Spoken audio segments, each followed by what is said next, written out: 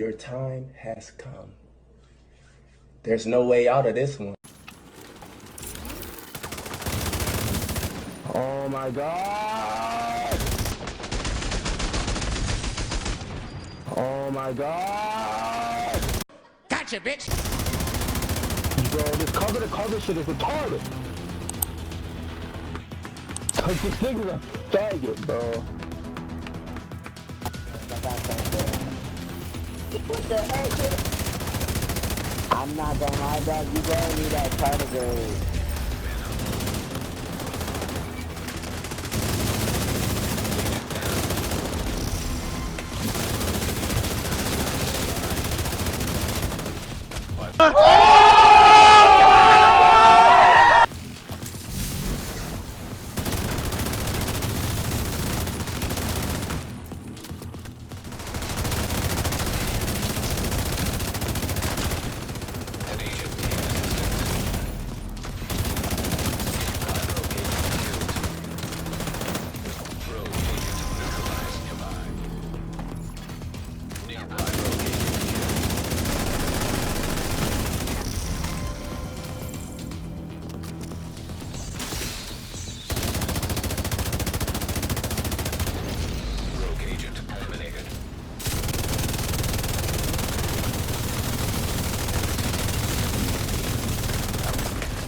Build though, you know, the players, just the build. That build is broken.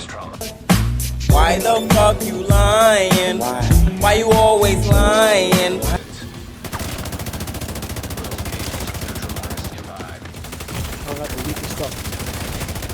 Oh my god.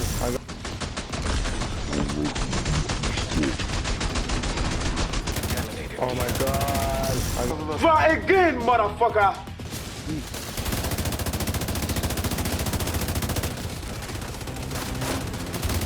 Thank you running this dumbass fucking. Oh my god, bro.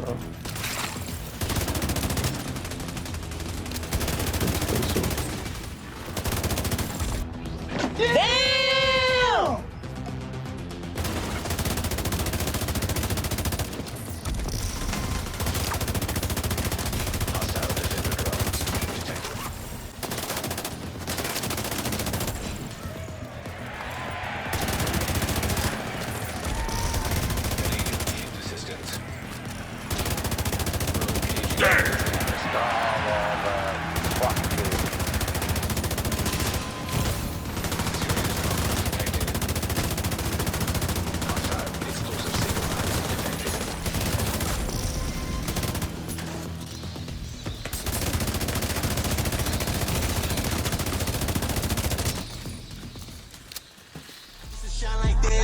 Orders ride with your bitch. If a shot, yeah, you know it don't miss. Deep range, my shot go switch. We riding now, windows riding through your town. What is up, my Division community? Welcome back to another Tom Clancy The Division 2 PvP build video. Tell me he didn't just say that. Yes, we are back with another PvP build video. I haven't dropped one in a minute, but for the ones that's been asking me for an Eagle Bearer PvP build that you seen me post a couple weeks ago, I said I was gonna drop one. This is only variant 1. Remember, for the ones that come back to the channel, you know I drop different variants. So this is variant 1, but you're about to see a whole lot of crazy clips. I'm gonna put it in the beginning, ending, it doesn't really matter. Wherever you've seen it, but we're here to talk about the Eagle Bearer, and we finally here to talk about a PvP build that I've been dying to actually put out. But if you know, PvP has been in a cluster state, it's been in a bad state, so it was taking some time, but we here, we back. And if you're new, leave a like. If you're a returning person, leave a comment. Man, if you hate something, man, I'll catch you in the DZ, and hey, I'll catch you when I catch you. I'll catch you with this build on, and who knows, I probably already caught you already, right? But we're gonna dive into it, so let's break the barrier. So y'all see what we got here, bro, and you know it's in the DZ too, so I just had to get a better feel. But we in the DZ, We got this build. You see what we got. I don't want to make it too long like how I do my PvE videos.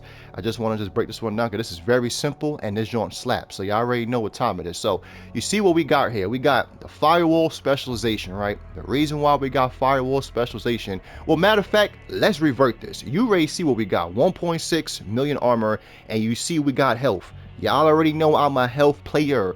I ain't going back to armor builds. That ain't my playstyle, bro. I've always been a health player, and we found many ways to actually make health work in PvE and PvP. So I bought it over here, and this is what we know. And y'all know me for playing with clutch all the time, but after a while you get tired of playing with clutch. So I wanted to just like shift over to a whole new meta, and this is how I get better. I challenge myself, and this is how you play with new stuff in the game. So that's why I made a different variant or a different build that you normally see. Now a lot of people looking at this build like this joint gets shredded quick, and trust me, it does not, and it takes practice. So I would say that. So now I done said that, now let me go back to the specialization. See, now we got firewall specialization. The reason why we have this is because between all these specializations, and we know in PvP, the firewall specialization is the best one, because since we got a health build, we have to have a kit. The firewall specialization is the only specialization that give you a kit that lasts for 10 seconds, that give you back health and armor. Again, we need that health and we need that armor, but we need mainly health.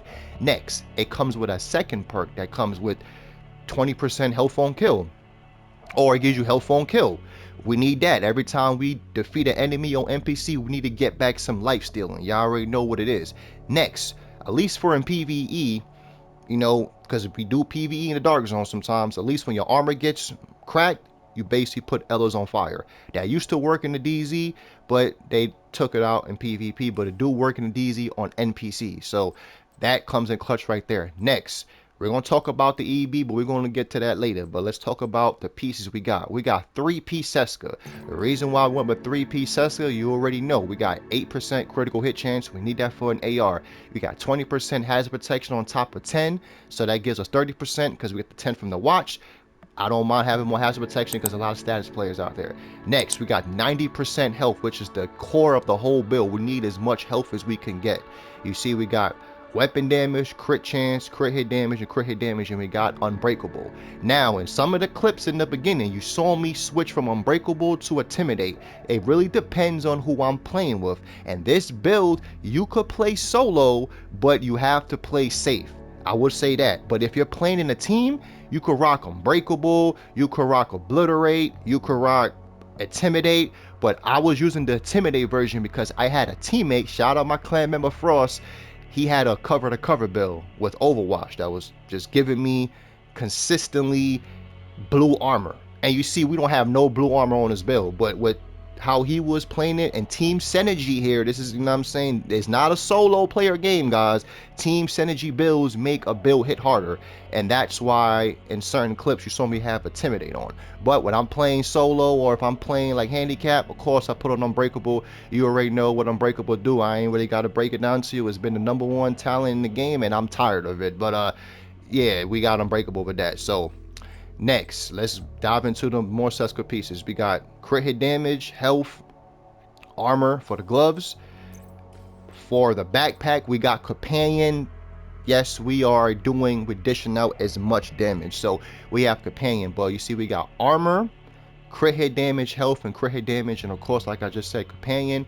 When you are within 5 meters of an ally or a skill, total weapon damage is increased by 15%. So we getting all that raw damage, we getting all that crits. You know, like I said, we at 1.6, 1.7 if I expertise everything to 30, you know, which I ain't got the materials for that, but that's what companion do. So if you times companion with intimidate or companion with obliterate, come on, you already see the damage is crazy. Of course you ain't got the survivability, but like what I previously said, I will only switch to those if I have on somebody that's giving me consistent bonus armor like a tardigrade or a future or Overwatch. But unbreakable is the main deal here.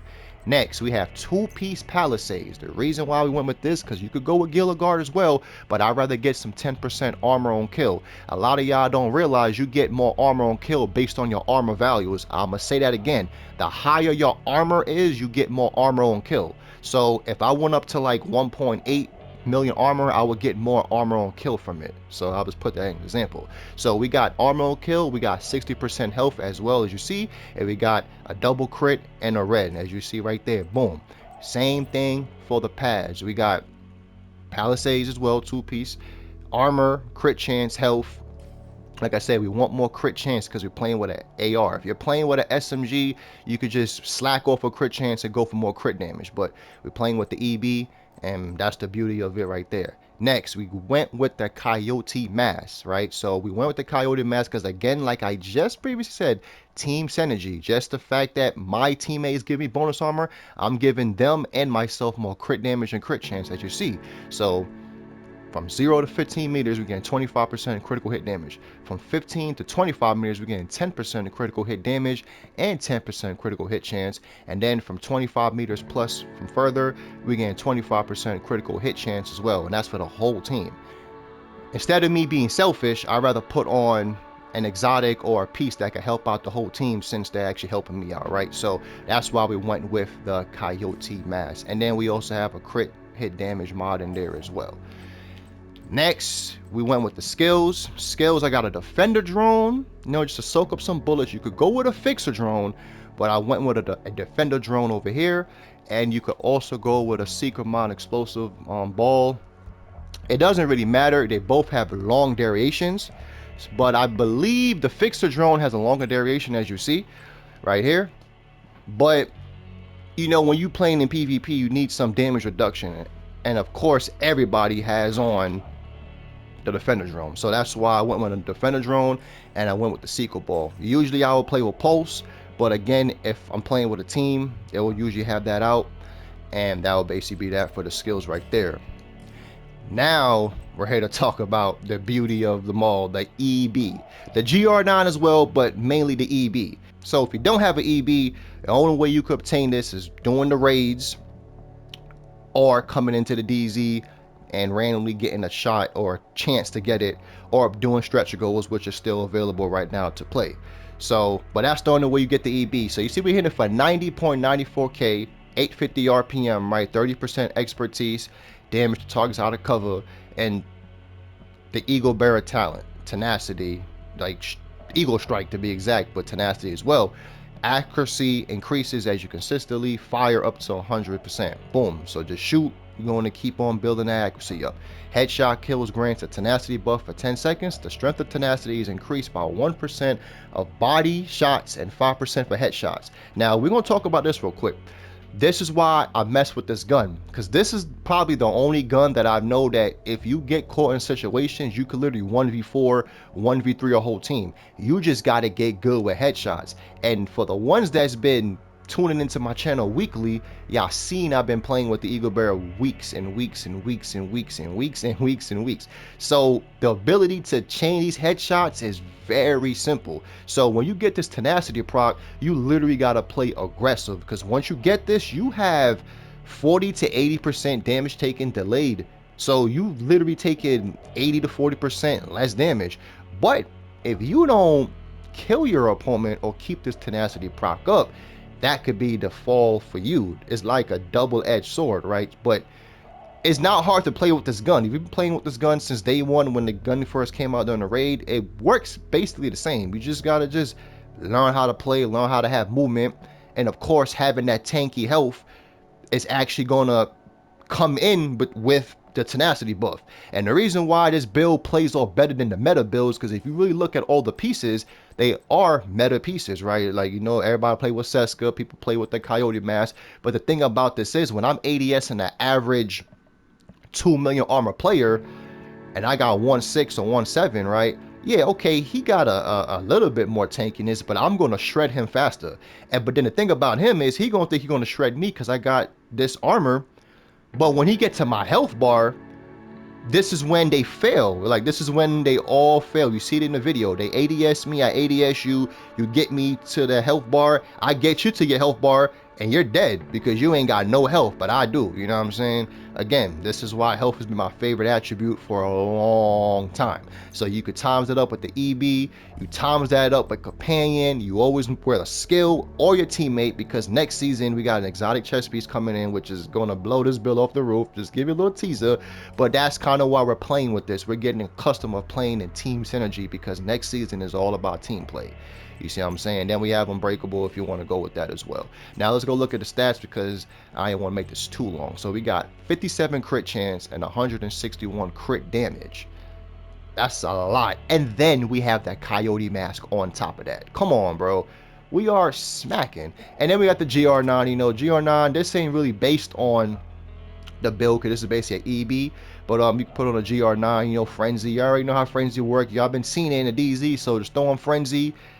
We got 52% crit chance, 151 crit damage if we need Frenzy on the LMG. But the EB, like I said, is the main exotic or the main piece to this whole build. Yes, we finally did it. Again, this is variant 1, guys. So tune in, keep tuning in next week, future week, whatever. I'm going to continue to post more PvP videos. I know PvP has been in a little rough hole right now, but I have been PvPing, but I really haven't been PvPing hardcore. But a lot of y'all has been asking me to drop an EB video because y'all seen my short, so I gave y'all what y'all wanted. And again, this is only part 1, guys, so make sure y'all come back and tune in. Other than that, it's your boy K. If you're new, leave a like. If you're a returning person, leave a comment. And if you a hater, you already know my slogan. I'll catch you when I catch you, and it probably will be with this build. Hopefully this build actually something that y'all go play with and have a wonderful Thanksgiving.